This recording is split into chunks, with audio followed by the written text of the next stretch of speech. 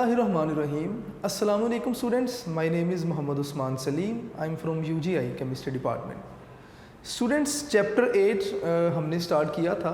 Chapter 8 की importance क्या है पेपर पॉइंट ऑफ व्यू से वो भी डिस्कस की, और उसके बाद हमने फर्स्ट लेक्चर में रिवर्सिबल इरिवर्सिबल रिएक्शन को बड़ा स्लोली डिस्कस किया। फिर हमने इक्विलिब्रियम स्टेट डिस्कस की कि जब रेट ऑफ फॉरवर्ड रिएक्शन और रेट ऑफ रिवर्स रिएक्शन दोनों इक्वल हो जाते हैं तो इस स्टेज पे रिएक्शन जो है वो इक्विलिब्रियम जो है वो इस्टेब्लिश हो जाता है।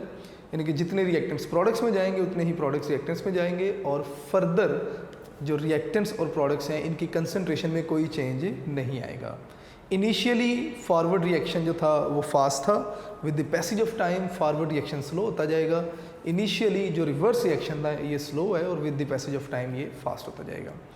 तो ये सारी चीज़ें हमने सीखी, और लास्ट में हमने दो पॉसिबिलिटीज़ भी सीखी कि एट इक्विलिब्रियम ये भी हो सकता है कि जो आपके पास रिएक्शन है वो सीज हो जाएगा, या दूसरी पॉसिबिलिटी ये थी कि जितने रिएक्टेंट्स प्रोडक्ट्स में जा रहे हैं उतने प्रोडक्ट्स रिएक्टेंट्स में आ रहे हैं, और इस स्टेज को हमने डायनामिक इक्विलिब्रियम का नाम दिया था। अगर रिएक्शन सीज हो जाएगा तो वो आपके पास स्टैटिक इक्विलिब्रियम था, और अगर जो है वो इक्विलिब्रियम स्टेज इस्टेब्लिश हो जाएगी तो ये डायनामिक इक्विलिब्रियम है। स्टूडेंट्स, लास्ट में हमने केसी एक्सप्रेशन जो थे वो बनाए थे इक्विलिब्रियम कांस्टेंट के लिए। आज उनसे रिलेटेड फर्स्ट एग्जांपल हम इस चैप्टर की डिस्कस करने जा रहे हैं। तो आइए स्टूडेंट्स अपने लेक्चर की तरफ चलते हैं। डियर स्टूडेंट्स, एग्जांपल नंबर 1 अगर आप देखें तो उन्होंने कहा जी कि एक हाइपोथेटिकल रिएक्शन बता दिया गया जिसमें ए और बी कोई रिएक्टेंट्स हैं। ये कोई एलिमेंट्स के नेम नहीं है, एक हाइपोथेटिकल एक इक्वेशन दे देगी आपको, और रिवर्सिबल रिएक्शन है और दोनों रिएक्टेंट्स मिलके प्रोडक्ट्स दे रहे हैं सी।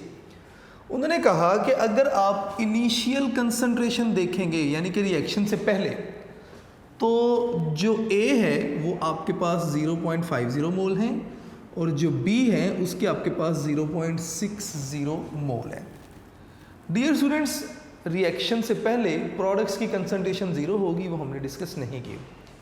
फिर उन्होंने कहा जी कि रिएक्शन को प्रोसीड होने दिया गया, और एट इक्विलिब्रियम जब हमने देखा तो इक्विलिब्रियम स्टेज पे जो आपके पास ए की कंसंट्रेशन थी दैट वाज 0.2 मोल, और बी की जो कंसंट्रेशन थी या बी की जो कंसंट्रेशन थी दैट वाज 0.45 मोल, और प्रोडक्ट्स भी बने, और सी की जो अमाउंट थी दैट वाज 0.15 मोल। आपने क्या करना है, आपने Kc की वैल्यू कैलकुलेट करनी है। तो स्टूडेंट्स हम इसे स्टार्ट करेंगे। तो इसके सॉल्यूशन में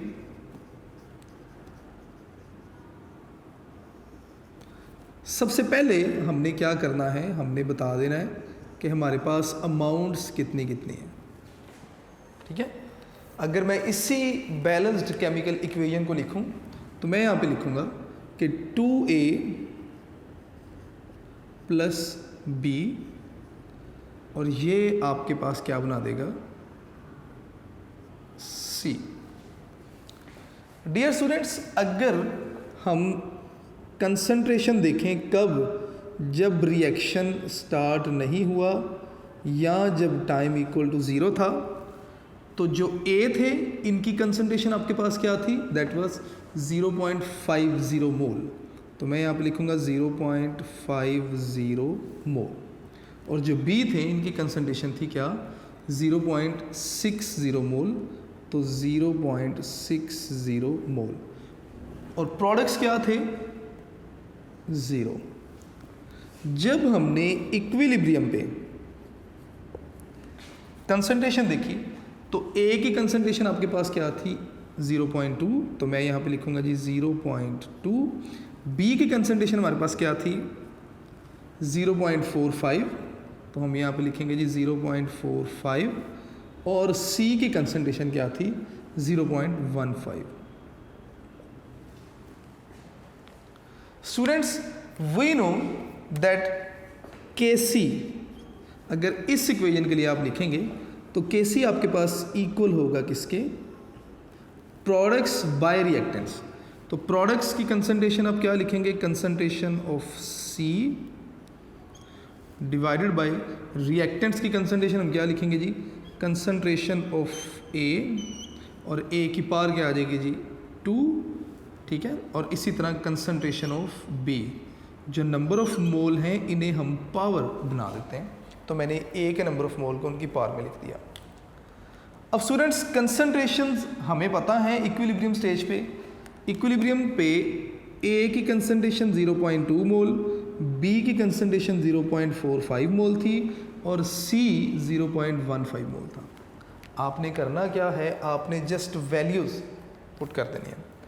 तो इसी इक्वेशन में अगर हम वैल्यूज़ पुट कर देंगे तो सी की जगह हम लिखेंगे जी 0.15, ले जी 0.15, और इसी तरह ए की कंसंट्रेशन एट इक्विलिब्रियम क्या है 0.2, तो 0.2 लें, लेकिन स्क्वायर भी है इक्वेशन में, तो 0.2 और उसका स्क्वायर अगर आप नहीं लिखना चाहते आप 0.2 को 2 टाइम लिख लेंगे, तब भी ये वही बात हो जाएगी।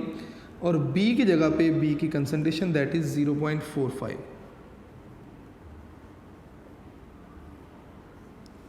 डियर स्टूडेंट्स, आप इसे फर्दर सॉल्व कर लेंगे। अगर आप इसे सॉल्व करेंगे तो 0.15 को अगर हम मल्टीप्लाई करेंगे 3 से तो दैट इज़ 0.45, तो ये आ जाएगा जी आपके पास 1/0.2 इंटू 0.3। स्टूडेंट्स, अगर आप इसे फर्दर सॉल्व करेंगे ऑन कैलकुलेटर तो आपके पास जो आंसर आएगा दैट इज़ 8.3, और यूनिट्स साथ नहीं लिखे क्योंकि यूनिट्स आपको नहीं बताए गए थे, या आप यूनिट्स लिख लें कि हम यहाँ पे यूनिट्स को स्किप कर रहे हैं फॉर आवर कन्वीनियंस, ताकि हमें सोल्यूशन में आसानी रहे। तो KC बेटे आपके पास क्या है, दिस वन, ठीक है। तो ये आपके पास सोल्यूशन आ जाएगा इस एग्जाम्पल का। ये बेटे एग्जाम्पल 1 थी। इस चैप्टर में से न्यूमेरिकल आना है, इसलिए हमें एग्जाम्पल्स को भी देखना पड़ेगा। अब नेक्स्ट टॉपिक हमारा इक्विलिब्रियम एक्सप्रेशन या equilibrium constant for some important expression या रिएक्शन, और उन रिएक्शन में सबसे पहले डिस्कस किया जाएगा फॉर्मेशन ऑफ एस्टर को। तो नेक्स्ट हमारा टॉपिक होगा फॉर्मेशन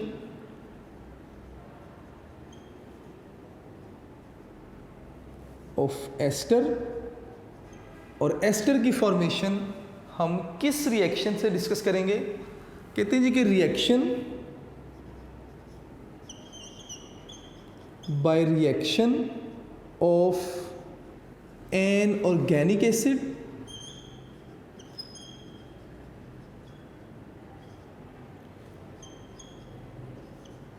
विद अल्कोहल।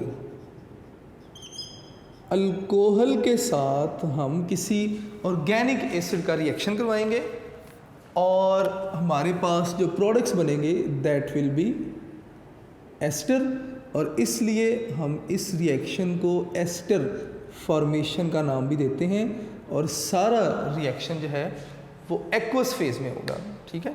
तो ये भी चीज़ आपने याद रखनी है। डियर स्टूडेंट्स, सबसे पहले तो हम केमिकल इक्वेशन लिखेंगे इसकी, कि इक्वेशन क्या कहती है, that is CH3COOH, acidic acid which is an organic acid, ठीक है। आपने इसका रिएक्शन करवा दिया किसके साथ, अल्कोहल के साथ, विच इज़ C2H5OH, ये इथाइल अल्कोहल है। रिएक्शन आप करवाएंगे किसी मिनरल एसिड की मौजूदगी में, और हम उसे H3O पॉजिटिव भी लिख सकते हैं, H पॉजिटिव भी लिख सकते हैं, आपकी मर्जी है। As a result of reaction आपके पास जो प्रोडक्ट बनेगी that is CH3COOC2H5 which is an ester, और साथ में हमारे पास क्या बनेगा, वाटर बनेगा। स्टूडेंट्स, इस इक्वेशन को फॉलो करते हुए हम इस रिएक्शन के लिए इक्विलिब्रियम एक्सप्रेशन जो है वो कैलकुलेट करेंगे। आइए अपना काम स्टार्ट करते हैं। आपने इन दोनों केमिकल्स को मिलाया, यानी कि एसिटिक एसिड और अल्कोहल को मिलाया, और इन दोनों को एक्वस फेज में मिक्स करने से हमारे पास जो प्रोडक्ट्स बन रही हैं रिएक्शन करवाने से एस्टर है और वाटर है। डियर स्टूडेंट्स, रिएक्शन के स्टार्ट में ऑब्वियसली जो रिएक्टेंट्स हैं इनकी अमाउंट मैक्सिमम होगी और जो प्रोडक्ट्स हैं वो अभी नहीं बने, तो प्रोडक्ट्स क्या होंगे, मिनिमम या ज़ीरो होंगे। जैसे जैसे रिएक्शन प्रोसीड करेगा, रिएक्टेंट्स जो हैं इनकी अमाउंट डिक्रीज़ करती जाएंगी। क्यों? क्योंकि रिएक्टेंट्स रिएक्ट करके किस में कन्वर्ट हो रहे हैं, प्रोडक्ट्स में, और प्रोडक्ट्स की अमाउंट जो है वो इंक्रीज़ करेगी और इसी तरह प्रोडक्ट्स रिएक्ट करके वापस रिएक्टेंट्स में भी जाएंगे। आप देखेंगे जैसे जैसे टाइम गुजरता जाएगा जो रिएक्टेंट्स हैं डिक्रीज़ करते गए, प्रोडक्ट्स इंक्रीज़ करते गए, एक ऐसी स्टेट आ जाएगी जहाँ पे रिएक्टेंट्स की अमाउंट और प्रोडक्ट्स की अमाउंट कांस्टेंट हो जाएगी। मैंने इक्वल का वर्ड यूज़ नहीं किया, कांस्टेंट हो जाएंगी। इस कांस्टेंट स्टेट को हम इक्विलिब्रियम स्टेट का नाम देते हैं। डियर स्टूडेंट्स, अब ज़रा चीज़ें आपने फोकस करते जाना है, यहाँ पे जो बातें होंगी आपने साथ साथ देखते जाना है। कहते हैं जी कि लेट्स सपोज आपने इस रिएक्शन मिक्सचर में कंसंट्रेशंस चेक करनी है एसिड और अल्कोहल की। तो ये आप करेंगे कैसे? ऑब्वियसली जब भी आपने किसी एसिड की कंसंट्रेशन चेक करनी है कि कितनी अमाउंट है एसिड की, आप टाइट्रेशन करवाते हैं स्टैंडर्ड बेस के साथ विच इज़ NaOH। तो आप NaOH के साथ टाइट्रेशन करवाएंगे। टाइट्रेशन के थ्रू आपको इस एसिड की अमाउंट जो है वो पता चलती रहेगी, मिक्सचर में कितना एसिड मौजूद है। किस तरह, ज़रा बात को देखिएगा। मैंने यहाँ पे लिखा कि इनिशियली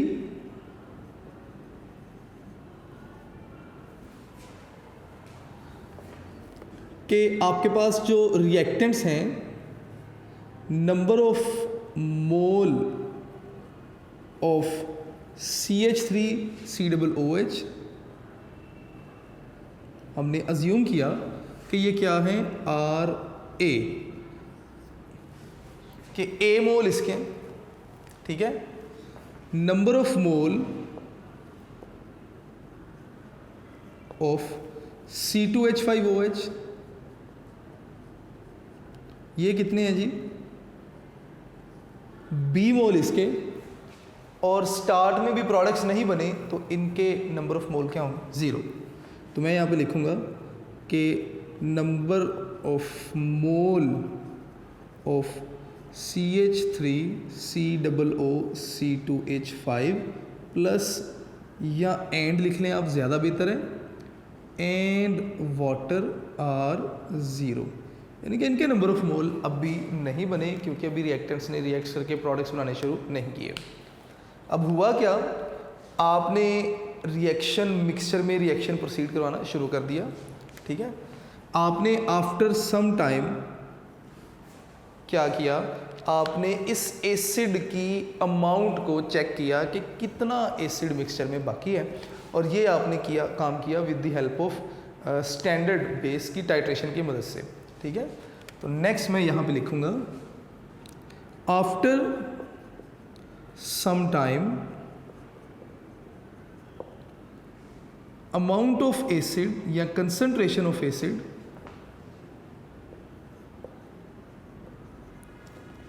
कैलकुलेटेड, आपने मालूम की कैसे, बाय टाइट्रेटिंग इट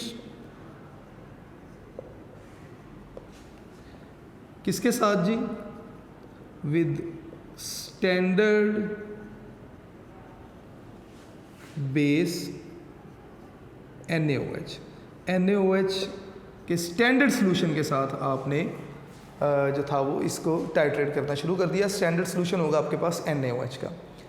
अब हुआ क्या, आपने देखा कि मिक्सचर में ये चारों चीज़ें मौजूद हैं। हमने एसिड की मदद से मिक्सचर में देखना है कि इक्विलिब्रियम इस्टेब्लिश हुआ या नहीं।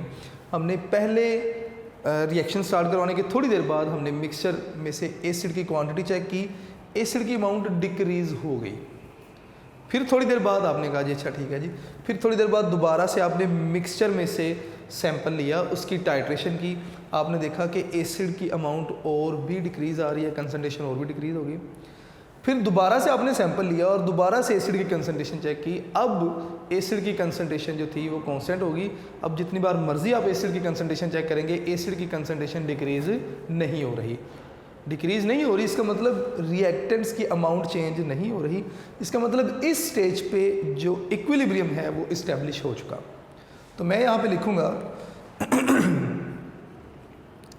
When there is no further change, और ये चेंज क्या होगा, डिक्रीज होगा इन कंसंट्रेशन ऑफ एसिड, तो इट मीन्स के इक्विलिब्रियम इस्टेब्लिश हो गया। तो आप यहाँ पे लिखेंगे इक्विलिब्रियम इस्टेब्लिश, कि इस स्टेज पे इक्विलिब्रियम इस्टेब्लिश हो चुका। ठीक है, अब इक्विलिब्रियम इस्टेब्लिश हो गया। अब इक्विलिब्रियम पे आपने केसी के एक्सप्रेशन कैलकुलेट करने हैं। तो स्टूडेंट्स, केसी के एक्सप्रेशन कैलकुलेट करने के लिए हम नेक्स्ट बोर्ड पे या इस साइड को हम रिमूव कर लेते हैं और यहाँ पे ही हम अपना नेक्स्ट काम देख लेंगे। अब इक्वेशन हमारे पास वही है, CH3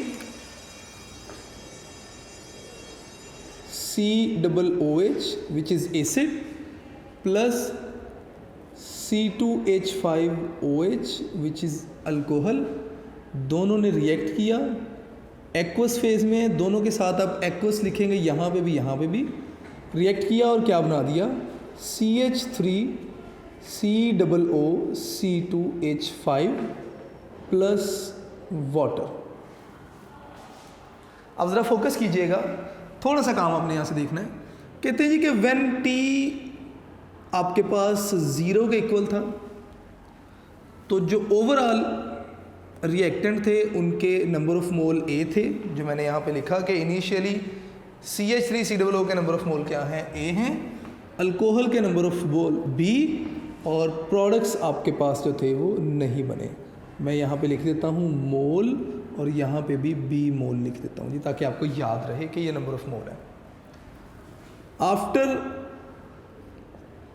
सम टाइम जब रिएक्शन में इक्विलिब्रियम इस्टेब्लिश हो गया, टाइम कब, जब इक्विलिब्रियम इस्टेब्लिश हो गया तब क्या हुआ, आपने नंबर ऑफ मोल देखे एसिटिक एसिड के, तो दैट वाज A-X, यानी कि number of mole X amount decrease कर गए।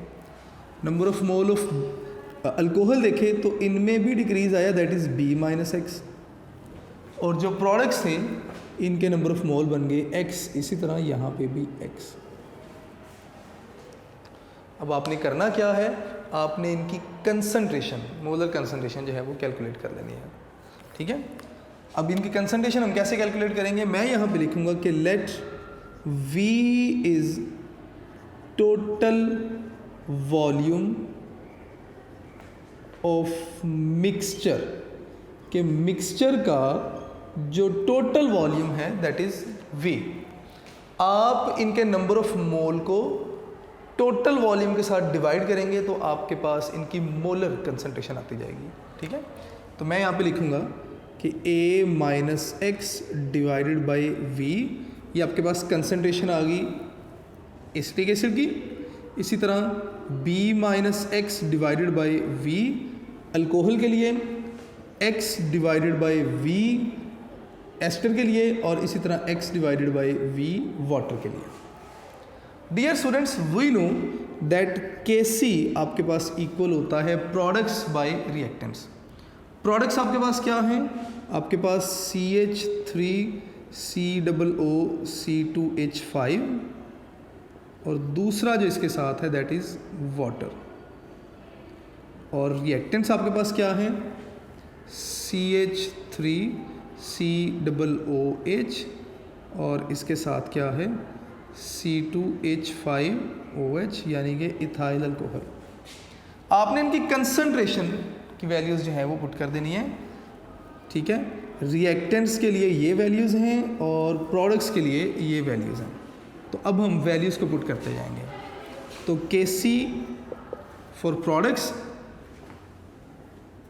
एस्टर के लिए वैल्यू क्या थी, X/V। मैं यहाँ पे लिख दूंगा जी X/V, ये मेन बटा आ गया हमारे पास। और इसी तरह वाटर के लिए भी क्या है, x/v। नीचे एसिटिक एसिड के लिए a माइनस x/v, लिखेंगे जी a minus x divided by v, और इसी तरह b minus x divided by v। Students हमने अब करना क्या है, हमने इसे सिंप्लीफाई कर देना है। मैं सिंप्लीफाई करने के लिए थोड़े से मैथमेटिकल ऑपरेशन यहाँ पे अप्लाई करूँगा। मैं इसे कुछ इस तरह भी लिख सकता हूँ कि x²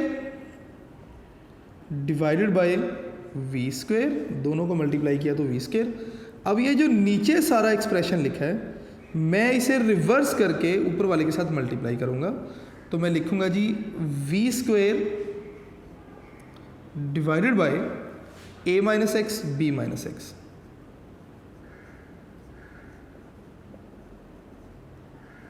b माइनस एक्स, अगर आप देखेंगे तो ये जो v² है ये इस v² के साथ कैंसिल आउट, हमारे पास kc किसके इक्वल आएगा, that is equal to x² divided by a minus x और b minus x.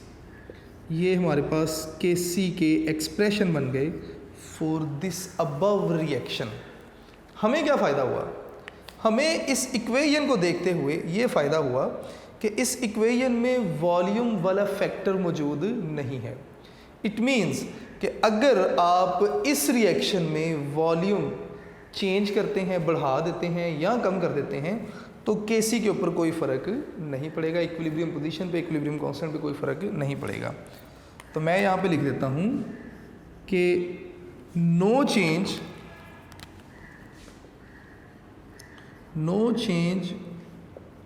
On kc, equilibrium constant पे कोई चेंज नहीं आएगा, बाय चेंजिंग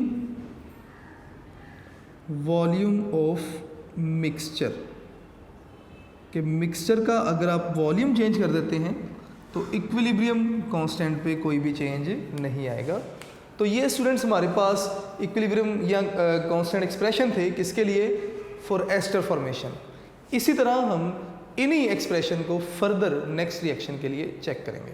नेक्स्ट स्टूडेंट हमारे पास इसी तरह सेम एक्सप्रेशन है एक और रिएक्शन के लिए, decomposition of PCl5 into PCl3 and Cl2। अब इस रिएक्शन को भी हम देखेंगे जी। मैं यहाँ पे हेडिंग लिख देता हूँ कि डीकम्पोजिशन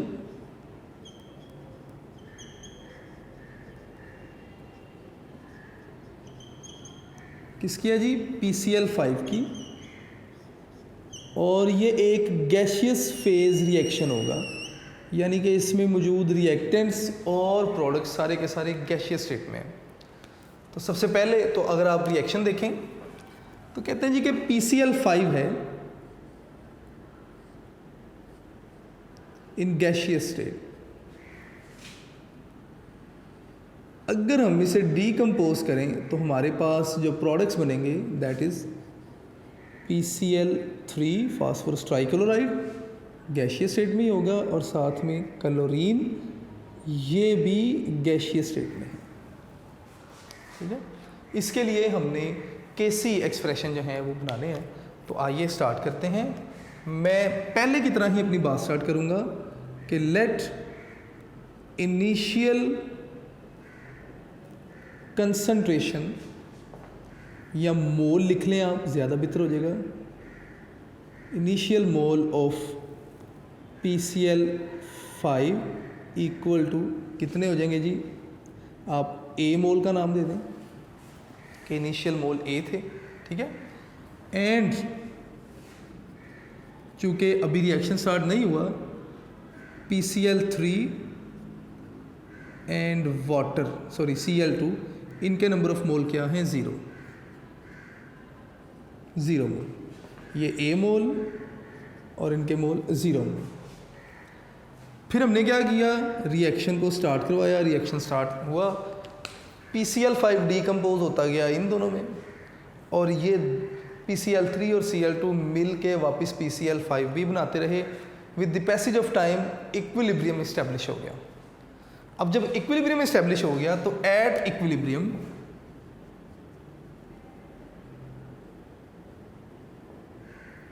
सेम चीज़ें रिपीट हो रही हैं बेटे।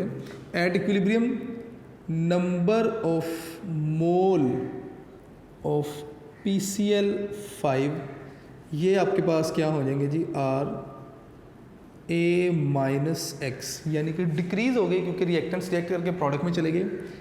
And of PCl3 is equal to X and Cl2 is equal to X, यानी कि इनके नंबर ऑफ मोल कितने हैं, XX हैं। अब आपने Kc के एक्सप्रेशन जो है वो लिखने इनके लिए, तो दोबारा से हम वही काम इक्वेशन दोबारा से लिखेंगे जी। PCl5 था, गैशियस स्टेट में ही है, आपने इसे डीकम्पोज करवाया और ये आपके पास क्या बन गया, PCl3 गैशियस स्टेट में प्लस Cl2 गैशियस स्टेट में। Let when T equal to 0, तो PCl5 के नंबर ऑफ मोल क्या होंगे, A मोल, PCl3 0 और Cl2 भी 0। व्हेन आप टाइम गुजरता गया, जब टाइम कितना हो गया जी, इक्विलिब्रियम के करीब हो गया, तो अब आपने number of mole of PCl5 देखे, दैट इज़ A-X, PCl3 के X और Cl2 के भी X। अब आपने इनकी कंसंट्रेशन अगर देखनी है तो टोटल वॉल्यूम से आप इन्हें डिवाइड कर देंगे। तो मैं यहाँ पे लिख दूँगा कि let V is total volume of mixture, तो फॉर कंसंट्रेशन हम लिख सकते हैं A-X divided by V, X divided by V और X डिवाइडेड बाई V। अब Kc किसके इक्वल था, Kc was equal to products by reactants. Products की कंसंट्रेशन मैं स्ट्रेट अवे जो है वो पुट कर रहा हूँ values, X by V into X by V, और इस सारे को आपने डिवाइड कर दिया किससे जी, रिएक्टेंट के साथ, तो A-X divided by V। Dear students, अब आपने पहले की तरह ही सॉल्यूशन बनाते जाना है। इस सारे नीचे वाले इंप्रेशन को रिवर्स करके मैं ऊपर वाले इंप्रेशन के साथ मल्टीप्लाई करूंगा। तो आइए नेक्स्ट बोर्ड पे इसे देखेंगे। Kc आपके पास इक्वल हो जाएगा जी x² बाई V², और इस सारे नीचे वाले इंप्रेशन को रिवर्स करके मल्टीप्लाई कर रहा हूँ, multiplied by V over A-X। अब नेक्स्ट क्या होगा, Kc आपके पास इक्वल हो गया V² से कैंसिल, तो x² by V into A-X। ये आपके पास Kc के एक्सप्रेशन बन गए for this reaction. It means कि इस एक्सप्रेशन में V मौजूद है। इट मीन्स कि अगर आप वॉल्यूम चेंज करेंगे तो Kc के एक्सप्रेशन जो है वो डिस्टर्ब होंगे, Kc की वैल्यू चेंज होगी, ठीक है। अगर वॉल्यूम बढ़ाएंगे तो Kc जो है वो वैल्यू कम होती जाएगी, इन्वर्सली प्रोपोर्शनल है, तो इक्विलिब्रियम कांस्टेंट जो है वो डिस्टर्ब होता जाएगा। स्टूडेंट, ये हमारा लेक्चर था आज का। इसके बाद नेक्स्ट 2 रिएक्शन फर्दर और लिखे हुए हैं। अमोनिया के लिए भी आपने ये रिएक्शन खुद से करने हैं, इनके लिए Kc के एक्सप्रेशन जो है वो कैलकुलेट करने हैं। और फर्दर मोर ये कि इनमें से एक रिएक्शन आपकी आसानी के लिए नेक्स्ट लेक्चर में आपको रिवाइज करवाने के लिए वो मैं साथ ही साथ सॉल्व भी करता जाऊँगा। डियर स्टूडेंट्स, आपने एक काम करना है, आपने अपने लेक्चर नोट्स ज़रूर बनाने हैं, ठीक है। यूनिक नोट्स ज़रूर देखें, important MCQs short question unique notes में मौजूद हैं और आपको काफ़ी हेल्प मिलेगी एग्जामिनेशन पॉइंट ऑफ व्यू से। स्टूडेंट्स, अपना ढेर सारा ख्याल रखिएगा। इंशाल्लाह नेक्स्ट लेक्चर में नेक्स्ट टॉपिक के साथ हाजिर होंगे। अस्सलाम वालेकुम।